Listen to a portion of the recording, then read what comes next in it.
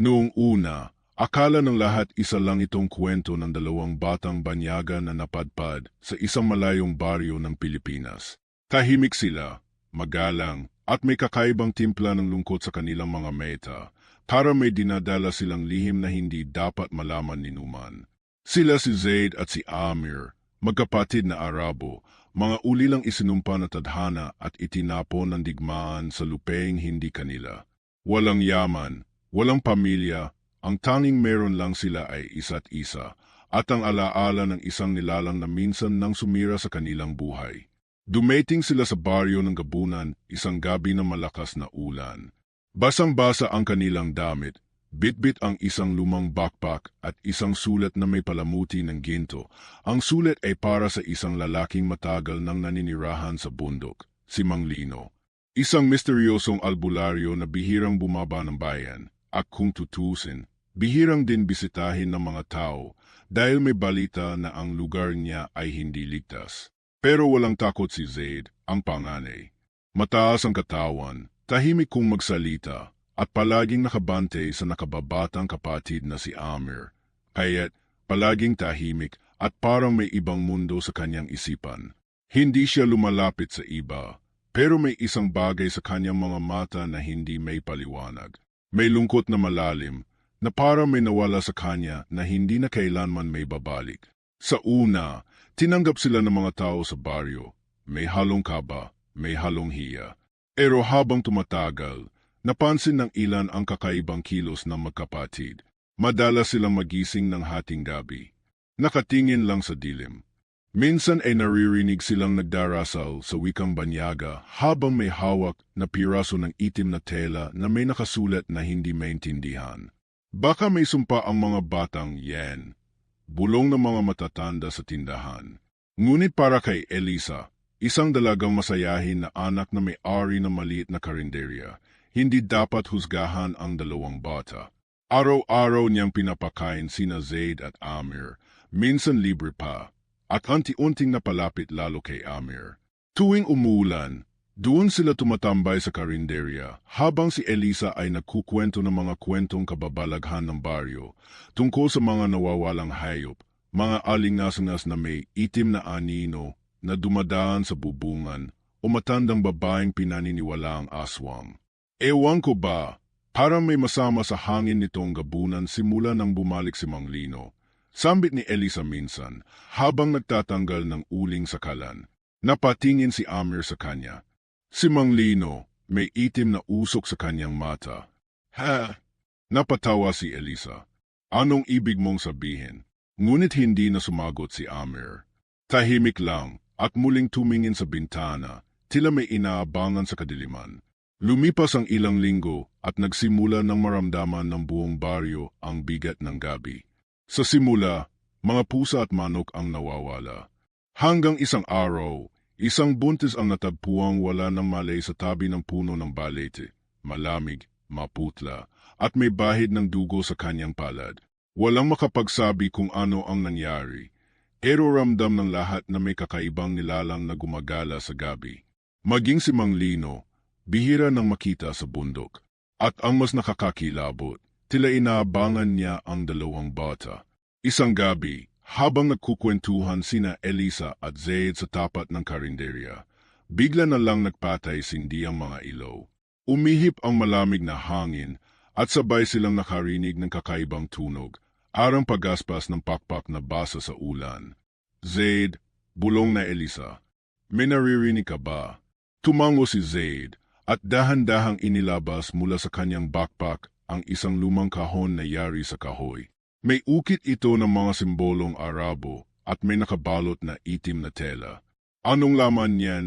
Tanong na Elisa, nanginginig. Pangontra, sagot ni Zaid. Ngunit hindi ito sapat kapag bumangon na ang pinuno ng kadiliman. Pinuno, kumunot ang no na Elisa. Anong pinuno? Ang pinunong Gabunan, sabay lingon ni Zaid sa kagubatan sa likod ng baryo. Matagal na siyang natutulog, pero ngayon, gising na siya. Kinabukasan, wala na si Mang Lino. Iniwan niya ang kanyang kubo at sa mesa, may nakasulat sa dahon ng saging gamit ang dugo. Hindi NAK makakalaban ese kanya.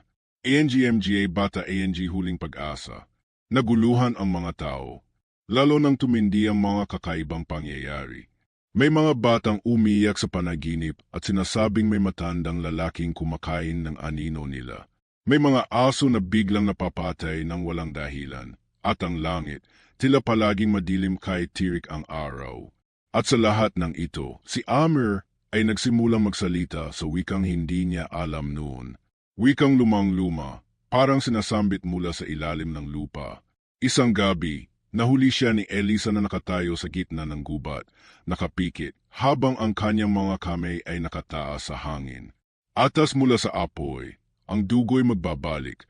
Mahinang bulong ni Amir habang lumalakas ang hangin sa paligid niya. Amir, sigaw na Elisa. Paglingon ng bata, namilog ang kanyang mga mata, hindi kulay kayumangi, kundi pula. At doon nagsimula ang tunay na bangungot ng gabunan. Isang nilalang na may 4 na mata ang lumitaw sa ulap ng gabi. At sa paanan ng bundok, may bumulong sa hangin. Hindi madali ang mga sumunod na araw matapos ang gabing nakita ni Elisa si Amir sa gitna ng gubat. May pulang mata at binibikas ang hindi maintindihang salita. Hindi niya alam kung kanino siya lalapit. Lahat sa baryo ay takot na. Nag-uusap sa mga sulok ng bahay, binabantayan ang mga anak, at sinisisi sa magkapatid ang lahat ng nangyayaring kababalaghan. Kailan pa naging ganito ang gabunan? Tanong ng isang matandang lalaki sa tindahan. Noong dumating ang mga batang yon, sagot ng isa. May sumpa silang dala.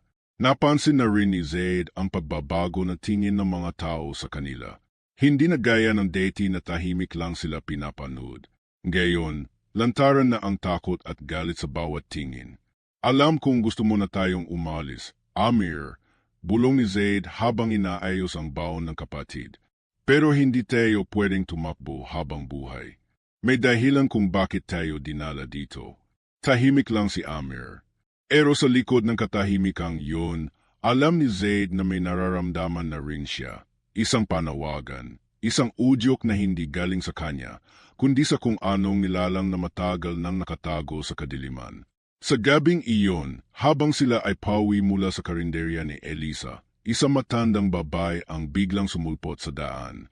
Puting-puti ang buhok nito, may kulubot na balat, at may suot na pulang telang may bordang ginto sa laylayan. Nakatingin ito kay Amir, suwid, parang may malalim na pagkakakilanlan. Kayo ang mga anak ni Asma, mahina niyang sabi. Ang babaeng Arabo na minahal ang isang diwata mula sa silangan. Napahinto si Zaid. Sino po kayo? Isang matandang albularyo. Isa sa mga tagapangalaga ng mutiyang itinago ng inyong ina. Sagot ng babae. Ang inyong ama ay isang diwata ng hangin, ang pinuno ng mga tagapangalaga sa bundok ng Kadim, na sinira ng isang nilalang mula sa gabunan, ang aswang na si Bathala Rugo. Arang tumigil ang mundo sa narinig nila.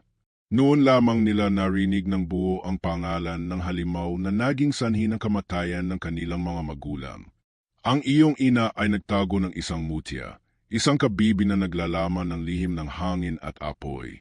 Kapag napunta ito sa maling kamay, ang pinunong gabunan ay muling mabubuhay sa kanyang ganap na anyo. Binuksan na matanda ang kanyang palad. Naroon ang isang maliit na kabibi na tila yari sa kristal, kumikislap kahit wala namang liwanag. Nang hawakan ni Amir, bigla itong nag-init. Siya ang tagapagmana, sabi na matanda, ngunit hindi pa siya handa. Hindi namin kailangan yen, sagot ni Zaid, medyo galit. Gusto lang naming mabuhay ng tahimik. Hindi kayo binuhay para lang tumakbo, sagot ng matanda. May dugo kayong hindi basta tao. At kahit anong iwas ninyo, kayo pa rin ang huling sagot para mapigil ang dilim. Simula noon, naging madalas ang bangungot ni Amir. Nakikita niya sa panaginip ang isang nilalang na may itim na pakpok at bungangang may mahahabang ngipin. Umiyak ng dugo habang tinatawag ang pangalan niya. May mga eksenang tila alaala. Ang ina nilang si Asma, nakaluhod sa harap ng nagniningas na kuweba, sumisigaw at pinapaalis silang magkapatid. Takbo na, Zaid, iligtas mo siya. Sa panaginip, palaging naulit ang eksenang yon. Hanggang isang gabi, bigla siyang bumangon, umiyak, nanginginig. Tayo ang dahilan kung bakit namatay si Mama. Mahina niyang sabi. Tayo ang hinahanap ng halimaw. Walang masabi si Zaid. Gusto niyang itanggi. Gusto niyang sabihin na hindi totoo. Pero sa loob-loob niya, ramdam niya ang bigat ng katotohanan. Kaya simula noon, pumayag na siyang turuan ng matandang albularyo, si Aling Dama. Dinala sila ni Aling Dama sa isang lihim na kuweba sa paanan ng bundok. Dito, ipinakita niya ang sinaunang sulat ng diwata, mga dasal ng panlaban sa dilim, mga agimat na gawa sa batu at dahon, at ang kahalagahan ng balans ng hangin, lupa, tubig at apoy sa katauhan ni Amir. Ngunit habang lumalalim ang gabi at tumatagal ang pagsasanay, mas nararamdaman ni Zaid ang paglalayo ng kapatid sa kanya. May mga sandaling nawawala si Amir ng ilang oras. Kapag tinatanong, tahimik lang ito at nakatitig sa kabibi. May kinakausap siya, bulong ni Elisa minsan. Wala akong makita, pero para bang may espiritong sumasagot sa kanya. Hindi pwede yan, sagot ni Zaid. Hindi niya dapat tanggapin ang kapangyarihan. Ngunit paano nga ba tatakasan ang tadhana kung ito na mismo ang humahabol? Isang gabi, habang nasa loob sila ng kuweba, biglang nayanig ang paligid. Umihip ang hangin na malamig na parang yelo, at mula sa loob ng mga bato, may boses na narinig. Amir, anak ng Gabon, ikaw ang tagapagbukas. Halika at ibalik mo ako sa aking trono. Nang magdilat si Amir, hawak na niya ang kabibi at ito'y kumikislap ng pula. Si Zaid, takot na takot. Amir, bitawan mo yan. Hindi yan si Mama. Ngunit hindi siya sumagot. Bagkus, naglakad siya palapit sa dilim ng kuweba. At sa kanyang likod, isang anino ang unti-unting nabubuo. May pakpak, may sunggay, at may mga matang walang puti. Sa dulo ng kuweba, may pader na bato na deity sarado. Hindi alam ni Zaid kung saan nagsisimula ang takot at kung saan natatapos ang galit. Habang nakatayo siya sa bungad ng kuweba, ramdam niya pa rin ang pagyanig ng lupa, ang hangin na tila may buhay, at ang tunog ng boses na tumatawag kay Amir, boses na hindi galing sa ina nila, kundi sa isang nilalang na matagal nang gustong makalaya. Bakit mo ginagawa to, Amir? Halos pabulong niyang tanong habang pinagmamasdan ang kapatid na parang wala na sa sarili. Bakit mo siya pinapapasok? Pero walang sagot si Amir. Ang kanyang mga mata ay tila salamin na lamang, walang damdamin, walang takot, wala ring pag-aalinlangan. Parang wala na ang batang matagal niyang pinangakong poprotektahan. Sa halip, ang kaharap niya ngayon ay tila ibang nilalang. Hindi niya alam kung galit ba siya kay Amir o sa sarili niya. Kasi totoo lang, matagal na niyang nararamdaman ang paglayo ng kapatid. Hindi simulang gayon lang. Simula pa noong nasunog ang nayon nila sa disyerto ng Al-Hadar, nang mamatay ang mga magulang nila. May mga bagay siyang hindi masabi. Mga tanong na hindi niya kailanman naitanong noon. Bakit mo ako iniwan, Zaid? Tanong ni Amir sa isang panaginip ilang linggo matapos silang dumaiting sa gabunan. Hindi siya agad nakasagot. Dahil alam niyang sa panahong dapat niyang hawakan ang kamay ni Amir para tumakas. Siya ang unang bumitaw. At ngayon, heto siya, isang kuya na muling nabigo, na hindi na alam kung paanong ililigtas ang kapatid sa isang dilim na, sa totoo lang, baka matagal nang naninirahan sa loob nito. Nagsimula nang kumalat ang epekto ng pagbubukas ng kuweba. Sa baryo, isa-isang nagkasakit ang mga tao. Una ay si Mang Peping, na biglang nanigas ang katawan habang kumakain. Kasunod ay si Aling Dory, na hindi na nagising matapos marinig ang iyak ng sanggol na wala namang bata sa bahay. Sinundan pa ito ng mga alingasngas na may asong itim na nakatayo sa gitna ng kalsada tuwing 2:00 na madaling araw. Nakatingin lang, hindi gumagalaw, pero kapag nilapitan, biglang naglalaho. May pumasok na dilim mula sa bundok, wika ni Aling Dama habang nag-aayos ng mga dahon at batong pangontra. At yan ang mga paunang senyales. Bago dumating ang tunay na katawan ng Bathala Rugo, ipapadala niya muna ang kanyang mga anino. Nabuo sa loob ni Zaid ang isang desisyon, Hindi niya hahayaang lamunin ng dilim ang kapatid niya. Ngunit paano kung si Amir mismo ang nagbukas ng daan? Lalo lang lumalim ang kanyang pagkalito ng isang gabi habang nagbabantay siya sa likod ng karinderya. May narinig siyang mahihinang yabag. Mabilis, ngunit walang tunog ng hininga. Nang lingunin niya, isang anino ang biglang dumaan sa likod ng peder. Sinundan niya ito, kay kumakabog ang dibdib. At sa ilalim ng punong saging, nakita niya ang isang batang babae, puno ng putik, duguan ang paa, at umiyak. Miss, okay ka lang? Tanong niya, palapit. Ngunit nang tumingin ang bata sa kanya, nagbago ang anyo nito. Ang mga mata ay naging dilaw, ang bibig ay napuno ng mga itim na ngipin, at ang liig nito ay humaba hanggang umabot sa dibdib niya. Bigla itong sumugod, pero agad siyang nakaiwas.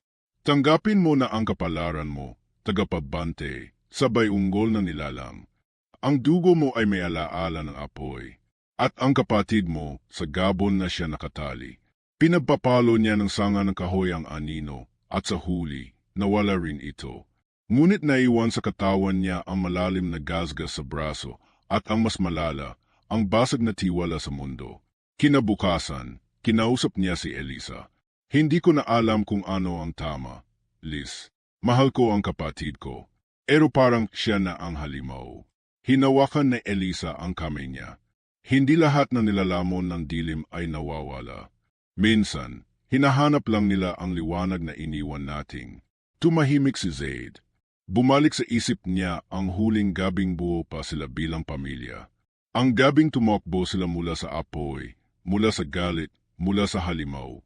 Noong gabing yon, bitbit ni Zaid si Amir sa kanyang likod, umiyak ang bunso at paulit-ulit na sinasabi, ayaw ko silang iwan, kuya. At totoo, si Amir ang huling bumitaw sa kanilang ina. Siya ang tanging nakakita kung paano nilamon ng dilim ang diwata nilang ama. Baka hindi na siya naging mahina, baka lang masyado matagal siyang natulog sa sakit. Sa araw ring iyon, bumalik siya sa kuweba. Mag-isa. Sa kanyang palad ay dala niya ang kabibing iniwan ni Amir. Malamig na ito, tila nawalan ng sigla. Kung hindi na siya ang may hawak ng ilaw, ako na, bulong niya. Ngunit pagdating niya sa loob ng kuweba, may naghihintay na sa kanya. Isang nilalang, matangkad, may suot na balabal ng alikabok at may mukha ng bata pero mata ng matanda. Ikaw na ba ang handa? Tanong nito. Sino ka? Sagot ni Zaid. Ako ang tagapagsalita ng 4 na pintuan. Ang daan ng hangin, lupa, tubig at apoy. At ikaw, Zaid, ikaw ang panimbang. Ayoko maging bahagi ng gayera. Sagot niya, nanginginig. Wala kang pagpipilian. Tugon ng nilalang. Dahil kapag bumalik ang Bathala Rugo sa kanyang ganap na anyo, ang una niyang lilimutin ay ang puso ng kanyang kapatid. Napapitlag si Zaid. Kapatid, tumango ang nilalang. Si Amir ay kalahati niya. At sa likod ng kuweba, muling bumuka ang lupa. Mula sa loob nito, may kamay na dahan-dahang umaahon, may balet na parang abo, at mga kuko na tila bakal. At sa katahimikan ng gabi, may boses na umalingaungaw. Mula nang marinig ni Zaid ang tinig na tumatawag kay Amir na kapatid, hindi na siya mapakali. Arang piniga ang kanyang puso, at bawat gabi ay para siyang hinahabol ng isang alaala na ayaw pa ring lumubog sa liwanag ng katotohanan.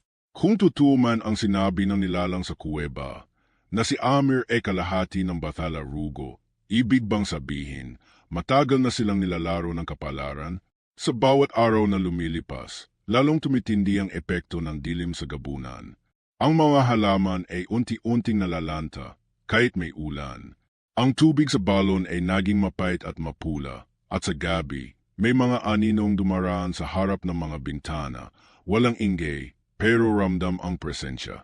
May mga batang umiyak sa panaginip at ginigising ng sigaw, paulit-ulit na sinasabing may dumudukot sa ilalim ng lupa. Si Elisa, kahit takot, ay nanatiling kasama ni Zaid. Hindi niya ito maiwan, lalo na ngayong mas lumalalim ang sugat na hindi nila masabi sa isa't isa. Isang gabi, habang nagkukumpuni sila ng mga lumang armas mula kay Aling Dama, mga punyal na may ukit, garapong may langis ng banaba, at halamang pangontra. Tahimik si Zaid, tila malayo ang isip.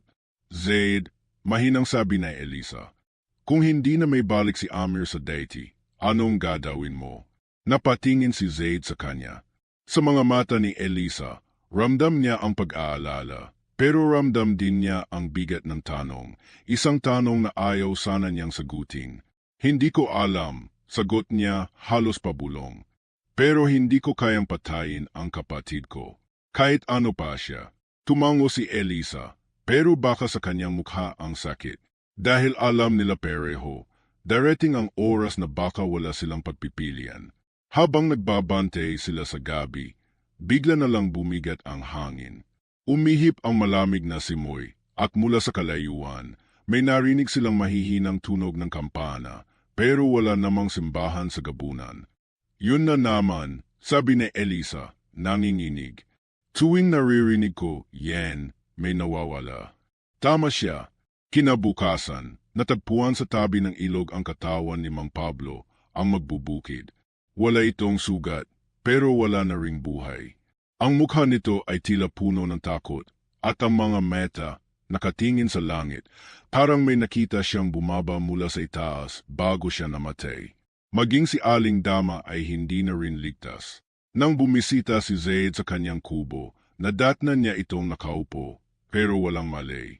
Sa harap niya, nakabukas ang kanyang aklat ng mga orasyon, at sa pahina nito ay may dugo. Gumuhit sa salitang pagtalikod. Pilit niya tayong pinapalayo, sabi ni Elisa habang tinatakpan ang katawan ni Aling Dama ng kumot. Isa-isa niya tayong sinisira bago tayo makalaban. Sa gitna ng lungkot at takot, si Zaid ay unti-unti nang lumalapit sa isang desisyon. Hindi na siya maaaring manatiling tagamasid. Kailangan niyang harapin ang halimaw, kahit pa ang halimaw na iyon ay bahagi ng dugong dumadaloy kay Amir. Sa tulong ng misteryosong nilalang mula sa kuweba, nang gayo'y nagpakilalang si Salum, ang tagapagsalita ng mga tagapangalaga ng elemento, unti-unti siyang sinanay sa mga lumang sining ng panlaban sa mga nilalang ng gabi. Hindi ito madali. Araw-araw siyang nahihilo sa dami ng panaginip na sumasalubong sa kanya tuwing ipinikit niya ang mga mata. Hindi lang katawan ang pinapalakas, paliwanag ni Salum habang itinituro ang paggamit ng mutiang kabibi. Dapat ang puso mo, buo. Dahil kapag may lamat, doon papasok ang gabon. Pero paano magiging buo ang pusong matagal ng wasak?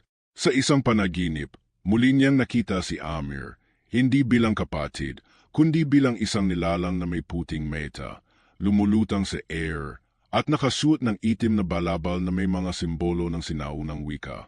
Kuya, bulong nito, bakit mo ako iniwan? Nagising si Zaid na pawis, himihingal, parang lumaban sa loob ng panaginip. Ramdam niyang unti-unting nawawala si Amir, hindi lang sa pisikal, kundi sa espiritu. At habang lumalalim ang gabi, mas lumalalim rin ang koneksyon ni Amir sa halimaw na nasa ilalim ng bundok. Isang gabi, habang papalapit na ang kabuwang dilim, may nangyaring hindi inaasahan. Habang si Elisa ay nagbabante sa karinderya, may batang lalaking duguan ang dumating. Umiyak ito, nanginginig at paulit-ulit na sinasabi, kinuha nila ang nanay ko. Kinuha nila sa ilalim. Agad siyang pinuntahan ni Zaid at pagdating nila sa bahay ng bata, nagulat sila sa tanawin. Ang sahig ay tila nabiyak. May malaking hukay sa gitna ng sala at ang hangin amoy asupre. Galing yan sa kuweba, sambit ni Salum na biglang sumulpot mula sa ulap. Si Rugo ay nagpapadala na ng kanyang hukbo. Gusto niyang mawasak ang pagkatao ni Amir. At kapag tuluyan siyang bumigay, wala na tayong laban. Tumitig si Zaid sa hukay. Ang lalim nito ay parang walang katapusan at sa pinakailalim, may pulang liwanag na kumikislap, tila mata ng isang halimaw na naghihintay. Napahawak siya sa kabibi. Tapos na ang takbuhan, mahina niyang sabi, kung gusto niyang lamunin ang kapatid ko, kailangan muna niyang dumaan sa akin. Ngunit sa di kalayuan, mula sa ulap, may isang anyo ng anino ang tumayo sa bubungan. Mahaba ang katawan, may pakpak na parang pinuto at mata na puro itim. Bago pa sila makagalaw, isang napakalakas na sigaw ang umalingaw-ngaw. Isang sigaw na nagmula sa bundok. At doon, sa ibabaw ng lahat ng kagubatan ng gabunan, unti-unting bumuka ang langit, hindi para magbigay liwanag, kundi para palayain ang isang nilalang na matagal nang nakakadena sa dilim. Habang dumadagundong ang langit at unti-unting bumubukas ang dilim sa ibabaw ng gabunan, ramdam ni Zaid ang mabigat na paninikip ng dibdib. Hindi lang dahil sa takot, kundi sa pakiramdam na may mas malalim pang hindi sinasabi sa kanya. Para may aninong bumabalot sa katotohanan at kahit anong lakas ng loob niya, hindi niya makita ng buo kung sino ang totoong kaaway. Sa buong baryo, nagsimula ng maglikas ang mga tao. Ang ilan ay isinakay sa truck papuntang bayan, habang ang iba na may nagtago sa simbahan, kahit alam nilang wala na ring ligtas na lugar. Kahit ang mga pari, tahimik na lang, walang may paliwanag. Ang lumang simboryo ay may basag na rin sa kisem at may ilang gabi na rin nilang nararamdaman ang pag-uga ng lupa mula sa ilalim ng altar.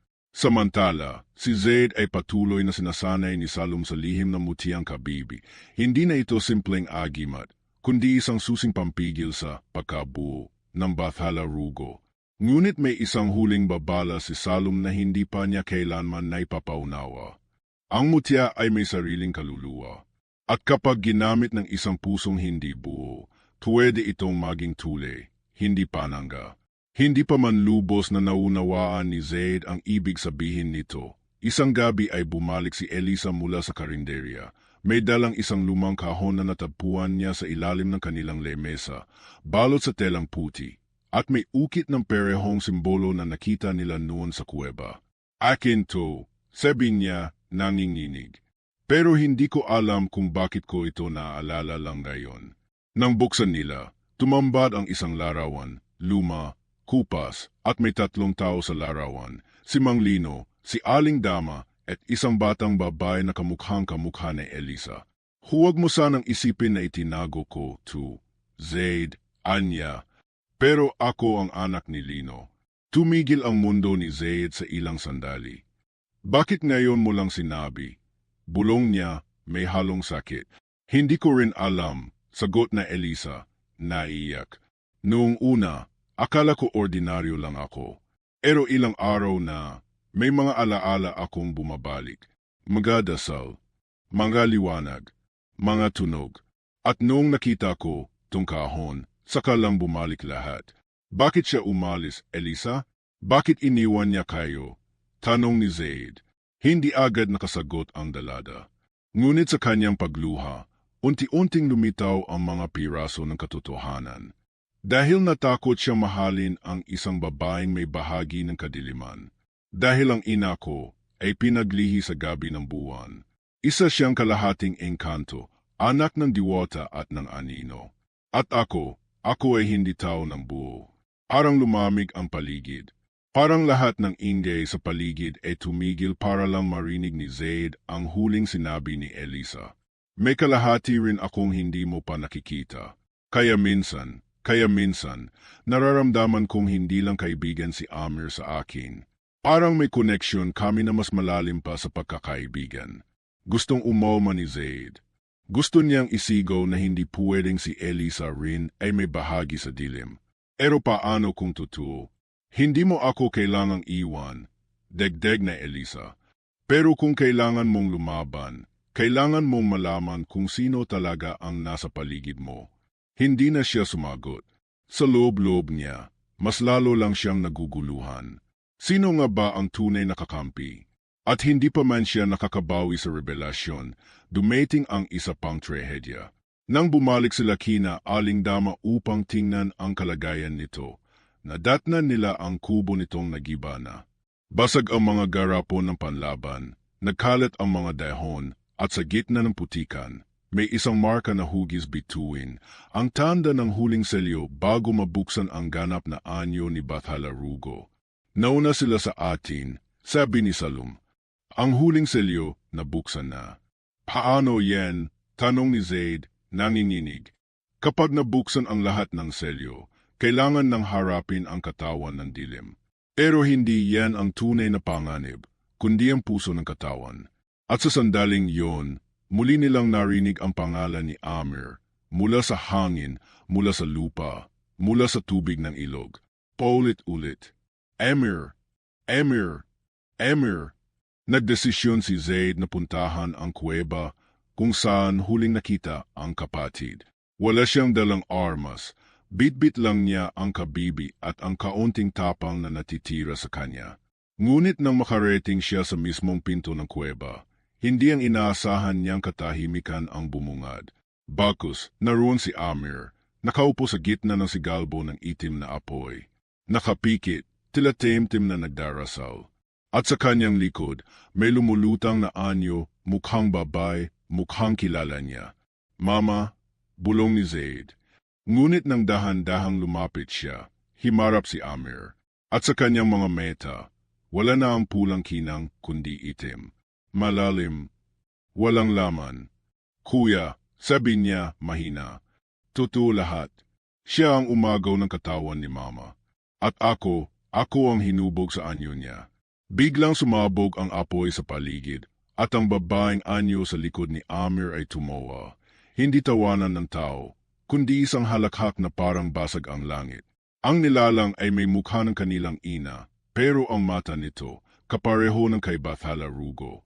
At sa huling segundo bago bumalot ang dilim sa kuweba, narinig ni Zaid ang boses na dumurog sa natitira niyang tapang. Umalingaw-ngaw sa buong kuweba ang halakhak ng nilalang na may mukha ng kanilang ina. Si Zaid, nakatayo sa harap ni Amir, ay tila nawalan ng hininga. Hindi lang dahil sa takot, kundi sa bigat ng katotohanang humarap sa kanya, ang halimaw na matagal na nilang tinatakasan, ang Bathala Rugo, ay hindi lang basta halimaw. Isa itong kaluluwa na sumanib sa katawan ng babaeng pinakaminahal nila. Si Amir, nakaluhod sa gitna ng apoy, ay nakapikit, parang naglalaban sa loob. Hindi siya kumikilos, pero ramdam ni Zaid na hindi pa siya tuluyang nawala. May natitira pa. May kapirasong sigaw sa kanyang loob na hindi pa nakakawala. Amir, sigaw ni Zaid habang unti-unting lumalapit. Alam kong naririnig mo ako. Alam kong ikaw pa rin yan. Ngunit sa bawat hakbang niya, sumisigaw ang paligid na masasamang tinig. Mga boses na parang galing sa hukay, nagbubulong, nanlilinlang. Huli na, Zaid, sambit ng babae may itim na mata, habang lumulutang ito sa air. Hindi mo na siya kayang bawiin. Ako na ang kanyang ina. Ako na ang kanyang katauhan. Dala ni Zaid ang mutiyang kabibi, mahigpit ang pagkakahawak. Nagniningning ito, parang buhay, pero hindi sapat ang liwanag nito para itaboy ang dilim sa paligid. Tumutulo ang pawis sa kanyang noo, at ang braso niyang may sugat ay muling nananakit. Kung ikaw nga ang ina namin, sabi niya, umahakbang pa rin kahit nanginginig ang tuhod. Bakit mo kami nilamon? Bakit mo kinalaban ang sarili mong anak? Ngumiti ang nilalang, at sa isang iglap, bumagsak ito mula sa air, tumama sa lupa at lumakad palapit sa kanya. Tulad ng tao, ngunit parang walang bigat ang katawan. Tila bangungot na may anyo ng alaala. Dahil kayo ang dahilan ng aking pagkamatay, tugon nito, malamig. Kayo ang pumili ng ilaw. Iniwan niyo ako sa apoy. Kaya ako'y bumangon upang muli ko kayong ibalik sa anino. Napapikit si Zaid. Ang mga salitang iyon ay parang kutsilyong humihiwa sa kanyang loob. Bumalik sa alaala niya ang gabing pinatakbo sila ng ina mula sa rumaragasang apoy ng Bathala Rugo. Naalala niya kung paanong si Amir ang huling binitawan ng kanilang ina bago siya tuluyang lamunin ng dilim. Akala niya ay iniligtas sila, pero maaaring iba ang naging kapalaran nito. Hindi niya alam kung paano lalaban. Hindi siya mandirigma. Hindi siya bayani. Isa lang siyang kuya. Isang batang pinilit maging matatag nang mawala ang lahat. Pero hindi siya maaaring umurong. Biglang umihip ang hangin at sa gitna ng dilim, sumulpot si Elisa, duguan ang braso, ngunit may hawak na sinaunang talisman na galing pa sa kahon ng kanyang ina. Tumakbo siya sa tabi ni Zaid, sabay sabing, nararamdaman ko siya, Zaid. Nararamdaman ko si Amir. Buhay pa siya. Paano? Tanong niya halos walang lakas. Sa puso mo. Gamitin mo ang liwanag mo, sabi ni Elisa. Huwag mong hintayin ang mutiya ang gumawa ng milagro. Ikaw ang milagro. Napatingin si Zaid sa kabibi. Sa loob nito, kumikislap ang maliit na apoy, parang kandilang nabubuhay sa hininga ng pagmamahal. Nais niyang umiyak pero pinigilan niya. Lumapit siya kay Amir at ibinaba ang kabibi sa kanyang dibdib. Naalala mo ba, Amir? Bulong niya, nanginginig ang boses. Ikaw ang una kong niligtas noon. Takot na takot ka sa dilim, pero sabi mo, basta nandiyan ka, kuya, hindi ako matatakot. Biglang lumakas ang hangin. Ang nilalang na may mukha ng kanilang ina ay sumigaw, parang nasasaktan. Tumigil ka. Hindi, sagot ni Zaid. Dahil hindi ako titigil hanggat hindi ko naibabalik ang kapatid ko. Niyakap niya si Amir. Hindi niya inisip kung masusunog siya sa apoy o kung lamunin siya ng dilim. Basta't may natitirang parte ng kapatid niya, lalaban siya para roon. Mula sa kabibi, lumabas ang malakas na liwanag na tumama sa katawan ni Amir. Napasigaw ito, at kasabay ng sigaw ay ang pagputok ng enerhiyang tila sumabog mula sa loob ng kuweba. Tumilapon ang nilalang na may mukha ng kanilang ina, at unti-unting natanggal ang balet na kanyang isinuot. Nagkajurog-jurog ito, parang abo sa hangin. Tumigil ang lahat. Si Amir ay nakahandusay, hinihingal, at muling nagbukas ang kanyang mga meta, kayumanggi, hindi na itim.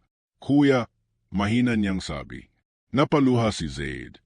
Andito lang ako. Ngunit hindi pa tapos ang lahat. Mula sa pinakailalim ng kuweba, may muling gumalaw. Ang tunog ng mga paa sa lupa. Mabagal. May bigat. Isang nilalang na hindi pa nila nakita, mas malaki, mas matindi, at mas puro ang dilim. Si Badalarugo sa kanyang tunay na anyo. Lahat ng anino sa paligid ay dumapo sa isang hugis, at unti-unting nabuo ang isang katawan na gawa sa usok, batu, at dugo. May 6 na meta, at boses nitong umalingaw-ngaw sa loob ng isipan ni Zaid. Kayo ang dahilan ng pagkabigo ng anino. Aya kayo rin ang magiging huling apoy ng mundo. Biglang sumugod si Badalarugo. Tumayo si Zaid at itinaas ang mutya. Sa huling segundo bago tumama ang halimaw, sumigaw si Elisa. Zaid, bitawan mo na ang sakit. Gamitin mo ang pagmamahal. Sa huling pagkakataon, pinikit ni Zaid ang meta at pinalaya ang lahat, ang takot, ang galit, ang pagdududa. At mula sa kanyang katawan, sumabog ang liwanag, hindi mula sa mutya, kundi mula sa kanya. Isang pagsabog ng liwanag ang kumain sa buong kuweba. At nang muling dumilat si Zaid, wala na si Badalarugo. Pero wala na rin si Elisa. Ang natira lang ay ang talisman at isang bulong sa hangin. Hindi mo ako iniwan, kaya hindi kita malilimutan. Pagkalipas ng ilang araw mula sa pagsabog ng liwanag sa kuweba ng gabunan, dahan-dahang bumalik sa normal ang paligid. Ang dating madilim na kalangitan ay muli nang nasilayan ng araw at ang mga hayop sa kagubatan ay tila nagbalik sa kanilang tahimik na kilos. Walang takot, walang pangamba. Ngunit sa puso ni Zaid, nananatiling buhay ang bigat ng mga nangyari. Nasa isang maliit na kubo siya ngayon, sa tabi ng sapa na minsang naging tagpuan nila ni Elisa. Nakatunganga, hawak-hawak ang talisman na naiwan ng dalaga, ang perehong gamit na unang nagpabukas sa kanyang puso at isipan tungkol sa katotohanan. Mahigpit ang pagkakayakap niya rito, parang inaasahan pa rin niyang marinig ang boses nito, ang tawa, ang matalas ngunit magiliw na pananalita. Wala na si Elisa. Hindi na siya babalik. Pero ang iniwan nitong alaala, ang kabayanihan, ang lakas, at ang pagmamahal ay mananatili sa puso ni Zaid habang siya ay nabubuhay. Kuya, tawag ni Amir mula sa likuran. Nagising na si Aling Dory. Naguguluhan pa raw siya, pero okay na. Tumango si Zaid. Buti naman, malayo na ang narating nilang dalawa. Si Amir, na minsang sinapian ng dilim, ay unti-unting bumabalik sa deity. Hindi pa siya lubos na gumagaling, may mga gabi pa ring sumisigaw siya sa gitna ng panaginip. Biglang naninigas kapag nararamdaman ang lamig ng gabi. Pero andun si Zaid. Lagi. Hindi na niya iiwan ang kapatid niya. Tahimik silang naglakad pa uwi. Walang masyadong salitaan. Pero minsan, sapat na ang katahimikan kapag alam mong pareho kayong sugaitan. Pareho kayong bumangon. Sa baryo, sinalubong sila ng mga taong dati dumududa sa kanila. Ang matandang si Mang Fidel na unang nagsabing may sumpa. Raw ang makapatid, ngayon ay yumuko at nag-abot ng bungkos ng saging. Pasensya na, Zaid, mahina nitong sabi. Mali ako. Ngumiti si Zaid, pero hindi na siya nagsalita. Hindi niya kailangan ng paliwanag. Ang mahalaga, ligtas na sila ngayon. At alam niyang kahit papaano, nagbago na rin ang puso ng mga tao. Lumapit sa kanya si Aling Dory, nakaupo sa duyan, nakangiti bagaman maputla. Ang ina mo, bulong nito. Hindi siya halimaw, anak. Nilabanan niya ang dilim hanggang sa huli. Huwag mo sanang isipin na pinili niyang saktan kayo. Tumulo ang luha ni Zaid. Alam ko po, at patawad kung pinagdudahan ko siya. Hindi mo kailangang humingi ng tawad. Ikaw ang rason kung bakit hindi tuluyang nanalo ang dilim. Sa gabing iyon, sa ilalim ng bilog na buwan, muling binuksan ni Zaid ang lumang bowl ng kanyang ina. Sa loob nito, bukod sa mga lumang damit at larawan, may isang liham, hindi pa niya napapansin noon.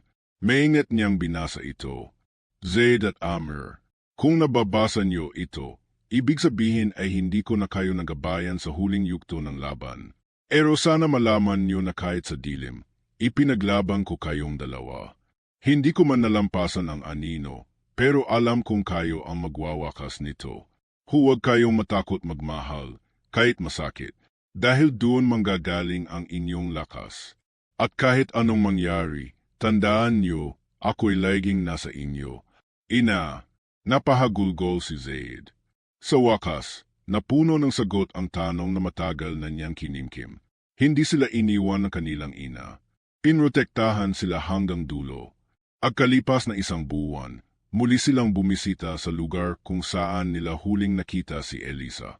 Sa gitna ng damuhan itineo nila ang isang maliit na altar, may kandila, bulaklak at isang simpleng bato na may nakasulat, "Salamat, Elisa."